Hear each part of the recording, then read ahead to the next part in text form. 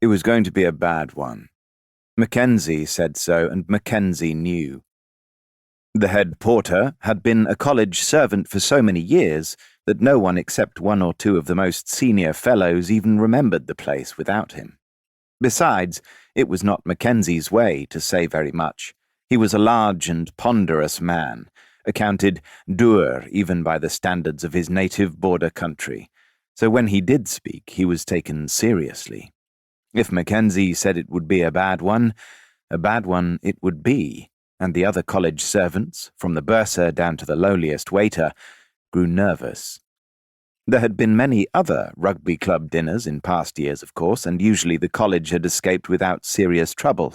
An old car dismantled and rebuilt in a professor's room, one or two cows introduced onto the college lawns, nothing more than harmless pranks, really. But not this time, not according to Mackenzie. As if to confirm Mackenzie's judgment, the night of the dinner was numbingly cold. The Michaelmas term at Cambridge University was almost over. The Christmas vacation and winter lay just ahead.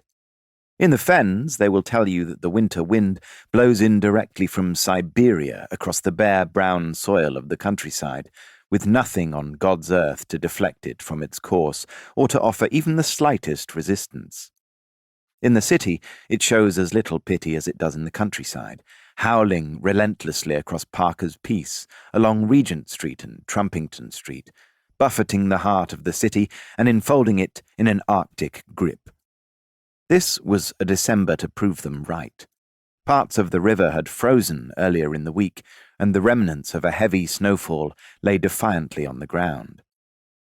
The college has its main entrance on a narrow medieval alleyway in the shadow of King's College Chapel and the Senate House. The main gate is forbidding, a massive wooden structure built in the 15th century and designed to keep out all the king's horses and all the king's men if need be. And once or twice in the college's history, the fellows had every reason to think that it might be put to the test. The college had been a haven for dissent during periods when dissent was a dangerous game. Once inside the gate, the visitors meet a fine, spacious courtyard, the present buildings dating from the late 17th century, housing the fellows and their students. Behind the courtyard, the lawns stretch luxuriantly down to the backs of the river, though in this kind of weather you cannot distinguish the pathways from the lawns or the lawns from the flower beds. It is all simply a sea of white, a sea of remorseless cold. The staff had done what they could to warm up the Fenwick banqueting chamber, which is on the second floor of F staircase, on the left side of the courtyard as seen from the main gate. Their efforts had met with limited success.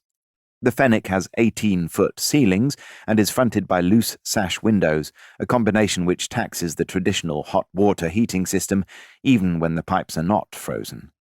But several strategically placed paraffin heaters offered some respite from the noticeable chill in the air, at the cost of a pervasive odour of paraffin. The room had been set up for a formal dinner, with 4 places set at a top table for the club's officers, the remaining members being seated on either side of a long table which ran down from the centre of the top table. The Fenwick features oak-panelled walls and cut-glass chandeliers, elegantly complemented by candles burning in silver sticks on the tables. Dress for the dinner was black tie. The term had been a good one for the rugby club. It could boast an impressive string of victories in the college competitions, and 2 members had gained their blues for the university in the annual blood feud against Oxford. In recognition of this, the master himself had attended the dinner briefly.